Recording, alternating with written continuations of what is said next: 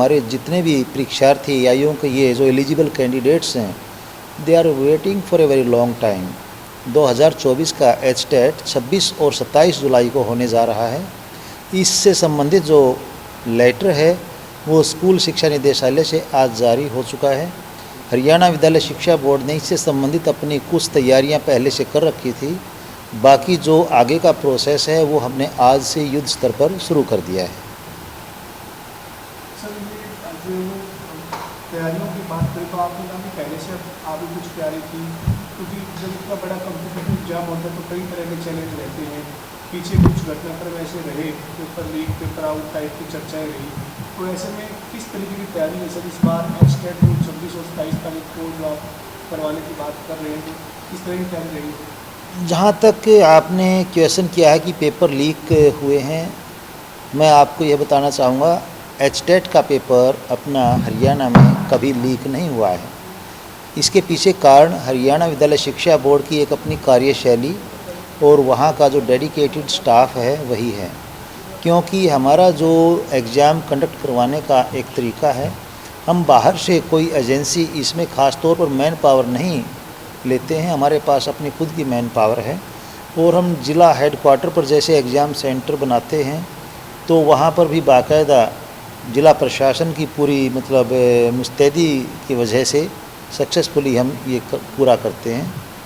अभी आपने जैसे क्वेश्चन किया कि एचटेट से संबंधित तैयारियां क्या हैं, सबसे पहला काम किसी भी परीक्षा के लिए एग्जामिनेशन फॉर्म अप्लाई करवाना होता है, जो कि हम पहले से अप्लाई करवा चुके हैं। क्योंकि इसमें कोई टेक्निकल इशू नहीं था।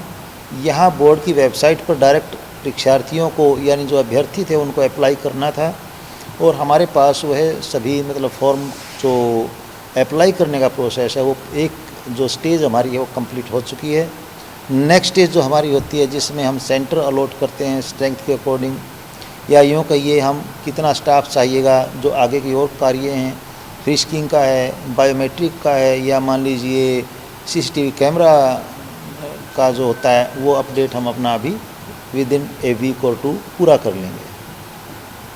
सर, इसमें जो है एचटेट के एग्जाम की आप तैयारी की बात करें, जिस तरीके से जो ये इससे पहले जो एचटेट वाले जो अभ्यर्थी हैं वो लाइफ टाइम के लिए एक बार वैलिडिटी है इसकी, तो ये जो परीक्षार्थी एक बार पास कर लेते हैं वो वैलिड के लिए दोबारा भी दे सकते हैं, तो उसके पास विकल्प होते हैं इस तरीके से? हाँ, ये सभी के लिए फ्री है। शर्त सिर्फ यही है कि जो एलिजिबिलिटी क्राइटेरिया है, यानी यदि आपको पीआरटी के लिए एचटेट में अपीयर होना है तो आपके पास ग्रेजुएशन या +2 अलॉन्ग विद डीएलएड की डिग्री होना, मार्क्स डिप्लोमा होना ज़रूरी है। इसी टाइप से टीजीटी के लिए आपके पास ग्रेजुएशन + बीएड होना ज़रूरी है। पीजीटी के लिए आपके पास पोस्ट ग्रेजुएशन कंसर्न सब्जेक्ट में और साथ में बीएड की आपके पास डिग्री होना ज़रूरी है।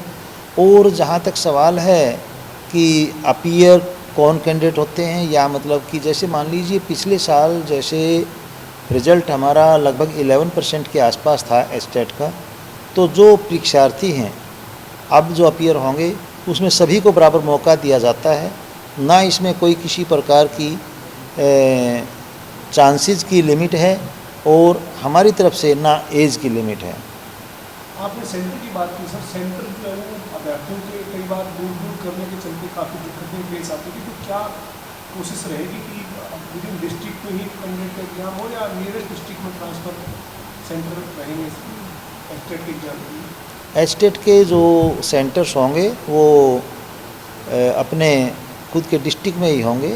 डिस्ट्रिक्ट से बाहर बिल्कुल आपने सही कहा, न केवल परीक्षार्थियों को परेशानी होती है बल्कि दूसरे डिस्ट्रिक्ट में वो ज़्यादा फेमिलियर भी ना होने की वजह से कुछ एक परीक्षार्थी तो अपना एग्ज़ाम सेंटर ढूंढने में ही काफ़ी नर्वस हो जाते हैं। तो इसलिए माननीय मुख्यमंत्री महोदय के निर्देशानुसार पिछले 3-4 सालों से हरियाणा विद्यालय शिक्षा बोर्ड यही प्रैक्टिस अडॉप्ट कर रहा है कि जो उनका अपना डिस्ट्रिक्ट होता है परीक्षार्थियों का, उसी में उनका सेंटर होता है। सर, अक्सर क्वेश्चन पेपर को लेकर के सवाल हो जाता है कि कोई सवाल हो जाता है, विवाद हो जाता है या उसका आंसर ही उसमें गलत होता है, तो इस तरह की विवादों से बचने के लिए किस तरह की? देखिए, वैसे तो हमारे पास जो क्वेश्चन पेपर सेटर हैं यानी जो एक्सपर्ट्स हैं और जहाँ से हम क्वेश्चंस का एक जो एक्सपेक्टेड हमारे जो क्वेश्चंस होते हैं उनका जो हम एक तैयार करवाते हैं पूरा यूँ कहिए कि नंबर ऑफ़ क्वेश्चंस, उसमें गुंजाइश बहुत कम होती है। फिर भी एक बात कही जाती है हमेशा कि मनुष्य गलती का पुतला है। बाय द वे कोई एक आध क्वेश्चन कंट्रोवर्शियल यदि हो जाता है तो बाकायदा उसके लिए ऑब्जेक्शंस इनवाइट किए जाते हैं, और ऑब्जेक्शंस के साथ साथ हम यह भी ऑप्शन परीक्षार्थियों के लिए रखते हैं कि वो अपना सपोर्ट के लिए कोई भी एक वैलिड लिटरेचर भी प्रोवाइड करें। जैसे मान लीजिए एनसीईआरटी की बुक्स हैं या मान लीजिए कोई और ऑथेंटिक डॉक्यूमेंट है वो प्रोवाइड कर सकते हैं। और फिर जो सब्जेक्ट एक्सपर्ट्स होते हैं बाकायदा उनकी कमेटी कंस्टिट्यूट की जाती है, और इस प्रकार के यदि ऑब्जेक्शंस आते हैं तो उनको बाकायदा जो परीक्षार्थी हैं उनके भविष्य को ध्यान में रखते हुए फैसला लिया जाता है। सर अभी हाल ही में 10वीं और 12वीं के रिजल्ट जो है वो जारी हुए हैं सर, इस बार 10वीं और 12वीं के रिजल्ट कितना प्रतिशत रहे हैं और क्या संतुष्ट हैं आप इस तरीके का परफॉर्मेंस रहा है बच्चों का? सबसे पहले तो मैं परसेंटेज की बात आपसे करना चाहूँगा। हमारा सीनियर सेकेंडरी यानी 12वीं कक्षा का जो रिज़ल्ट है वो 85.64% रहा है। इसी तरह से जो सेकेंडरी यानी मैट्रिक का जो हमारा रिज़ल्ट है वो 92.6% के करीब रहा है। इसके साथ साथ अब आपका दूसरा क्वेश्चन दरअसल एक कंपाउंड क्वेश्चन था, एक साथ आपने दो क्वेश्चन पूछ लिए।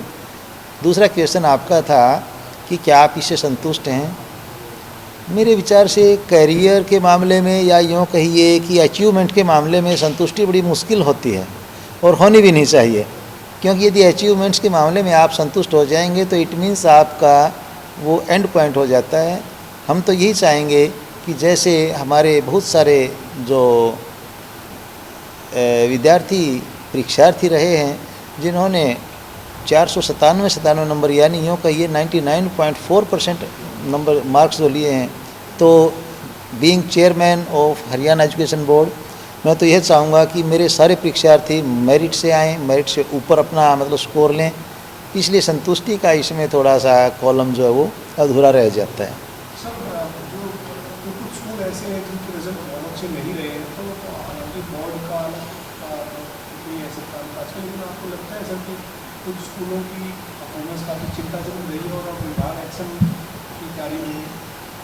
हाँ, इसमें एक हम यह कह सकते हैं काफ़ी वेरिएशंस रिजल्ट्स में रही हैं, और जब वेरिएशंस होती हैं चाहे वो हार है चाहे वो जीत है तो उसका एनालिसिस किया जाता है कि कौन से फैक्टर्स इसके लिए रिस्पॉन्सिबल रहे हैं। जहाँ तक सवाल रिजल्ट्स अंडर परफॉर्मेंस या यूँ कहिए अनएक्सपेक्टेड कम परसेंटेज यानी जहाँ पास परीक्षार्थियों की रही है, उसके पीछे कुछ एक कारण जो मेरे अपना मतलब एक अनुभव है मैं बताना चाहूँगा कि परसेंटेज के बात यदि हम करें, एक या दो परीक्षार्थी जहाँ किसी स्कूल में अपीयर हुए हैं और यदि वो दोनों ही फेल हो गए हैं या वो एक परीक्षार्थी वही फेल हो गया है तो इसमें अंडरस्टूड है कि वो रिजल्ट 100% जीरो हो गया। तो यहाँ हमें संख्या को भी साथ में लेकर के चलना चाहिए, क्योंकि कई प्रकार की परिस्थितियाँ होती हैं। एग्ज़ाम में एक परीक्षार्थी यदि कोई किसी स्कूल से है, किसी दूसरे स्कूल में सेंटर में गया है, बच्चा है, हो सकता है नर्वस हो गया हो सकता है परिस्थितियाँ कोई और अनफेवरेबल हो गई हों और बाई चांस एक ही बच्चा था जिसकी वजह से स्कूल को क्रेडिट नहीं मिल सका। यदि वो एक ही पास हो जाता तो उसका रिजल्ट भी तो 100% होता। हमें दूसरा एस्पेक्ट भी इसका लेकर चलना चाहिए। इसके अलावा इसमें भी कोई दो राय नहीं, काफ़ी स्कूल्स ऐसे भी हैं जहाँ स्ट्रेंथ भी ठीक ठाक है, यानी मैट्रिक और सीनियर सेकेंडरी परीक्षार्थी जो थे ठीक स्ट्रेंथ उनकी थी। वहाँ रिजल्ट यदि कम है तो वहाँ मैं डायरेक्टली अभिभावकों को और जो उनके टीचर्स हैं उनको इसके लिए जिम्मेवार मानता हूँ, क्योंकि बच्चे को गाइड करना टीचर का काम है।